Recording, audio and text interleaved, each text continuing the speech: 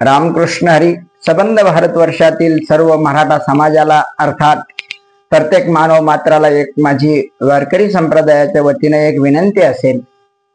आज आम्ही गावोगाव फिरतोय तेव्हा मराठा समाजाच्या मुलांची काय परिस्थिती आहे, आम्ही स्वतः प्रत्येक घरात ते दुःख आम्ही पाहिले. अहो 99% मार्क पाडून सुद्धा ते अधिकारी होत नाहीये.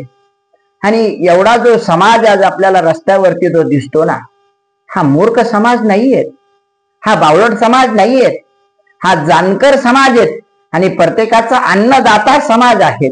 मराठा समाजामध्ये सर्वात जास्त जर कोण असतील तर आमचा शेतकरी वर्ग येतो. आणि आपण जर पाहिलं असाल तर जेवढ्या आत्महत्या झाल्या शेतकऱ्यांच्या मुलांच्या, त्यापैकी मराठ्यांचेच सर्वात जास्त मुलं आहेत. म्हणून याचा सरकारनं, केंद्र सरकारनं, राज्य सरकारनं व आपल्या भारत देशातील न्याय व्यवस्थेनं याचा विचार करावा. आज एवढे लाखो लोक रस्त्यावरती उतरतायत, पाणी पाहत नाही, भूक पाहत नाही, तहान पाहत नाही, कशाचीच काळजी करत नाही, फक्त आपल्या मुलाचं भवितव्य पाहतात. आणि ते भवितव्य फडणवीस साहेबांना सुद्धा मुलं आहेत ना, त्यांनी सुद्धा याच्याकडे विचार अत्यंत गरजेचा आहे. आणि त्यांनी मागच्या काही कालावधीमध्ये केलाय. आतापर्यंत कुठल्याही सरकारनं मराठ्यांचा विचार केला नाही. बीजेपी सरकारनं केलाय, परंतु मी आता हात जोडून या सरकारला सांगेल की मायबाप, तुम्हीच या मराठ्यांचं कल्याण करू शकता. कारण आम्ही गावोगावी कीर्तन करत असताना, प्रवचन करत असताना आम्हाला मराठा समाजाची काय दशा आज होत चाललेली आहे. आणि तो समाज स्वाभिमानी समाज आहे. आणि महाराष्ट्र जर टिकून ठेवायचा असेल तर मराठा टिकला पाहिजे, धर्म टिकला पाहिजे, मराठा समाज टिकला पाहिजे. धर्म जर टिकवायचा असेल तर, सनातन संस्कृती जर टिकवायची असेल तर आपल्याला मराठा समाज हा टिकून ठेवावा लागेल. आणि त्यासाठी त्या समाजाला आरक्षण अत्यंत गरजेचं आहे.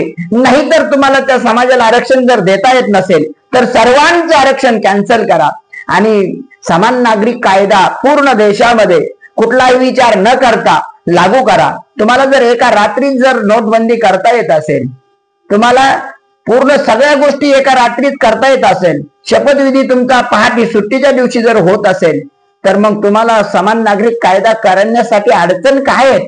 म्हणून मी तर सांगतो, भले तर तुम्हाला आरक्षण कोणाला जर देता येत नसेल तर प्रत्येकाच्या ताकदीनुसार, प्रत्येकाच्या अभ्यासानुसार प्रत्येकाला न्याय मिळाला पाहिजे.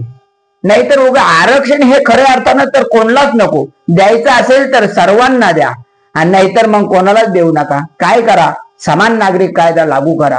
मोदीजी, तुम्हाला हात जोडून माझी विनंती आहे. मी स्वतः तुमच्यासाठी अर्थात हिंदुत्वासाठी मी तुमच्यासाठी गावोगावी फिरलोय. कारण तुम्ही हिंदुत्व जपता आहात, मग तुम्ही मराठ्यांची काळजी का करत नाही मोदीजी? म्हणून केंद्र सरकारला माझी हात जोडून विनंती असेल, एक तर मराठ्यांना आरक्षण द्या आणि नाहीतर पूर्णपणे सरसगट काय करा तर समान नागरिक कायदा लागू करा. अन्यथा या देशाची पूर्णपणे वाट लागणार आहे, एक एक समाजाची वाट लागणार आहे. अन्यथा तुम्ही जर आज या समाजाला आरक्षण जर दिलं नाही, समान नागरिक कायदा जर तुम्ही लागू केला नाही, तर हे भविष्य पूर्ण भारतासाठी फार घातक असेल. कारण मराठे हे स्वाभिमानी आहेत. हे हिंसा अजूनपर्यंत हे हिंसाकडे जर उतरले नाही आणि जर वेळ आली तर मग हे काहीही सोडणार नाहीत, सर्व सुपळा साफ करून टाकतील. बघा काय करायचं. म्हणून मराठ्यांना, तुम्ही मराठ्यावरती अन्याय करू नका मोदीजी. मी गावोगावी फिरतो आणि मी पाहतोय काय परिस्थिती आहे मराठा समाजाची. म्हणून आपणास हात जोडून विनंती आहे, जरंगे पाटील आप आगे बढ़ो, हम आपके साथ है, नए नए आपके खंदे पे खंदा लगा के आपके साथ है. त्यामुळे जरंगे पाटील, तुमची जी मागणी आहे, तुमची मागणी रास्त आहे, कोणाला काहीही वाटो, परंतु आज तुमच्या बरोबर जो समाज उतरला आहे जरंगे पाटील, त्याचं कारण आहे समाजाच्या मुलांना मी स्वतः पाहिलंय. कारण माझ्या स्वतःच्या जवळचे काही भक्त मंडळीतले काही मुलं आहेत की ते अर्ध्या मार्कावरून ते गेले हो. आणि त्या अधिकाऱ्यांनी त्यांना अशी वागणूक दिली, एक अर्ध्या मार्कावरून ते नापास होत आहेत. आणि एका कोणालाही काही नसताना, कितीतरी मार्क सुद्धा नसताना फक्त आरक्षणामुळे ते अधिकारी होत आहेत. काय परिस्थिती आहे? अरे तुम्ही तर म्हणतात काय, तुमची काय परिस्थिती आहे, तुम्ही काय वाक्य काय वापरतायत आणि तुम्ही असे वाद का लावतायत?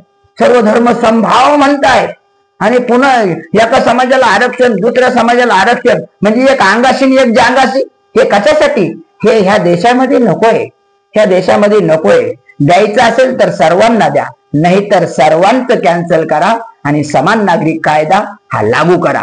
रामकृष्ण हरी, जय हरी, जय श्रीराम.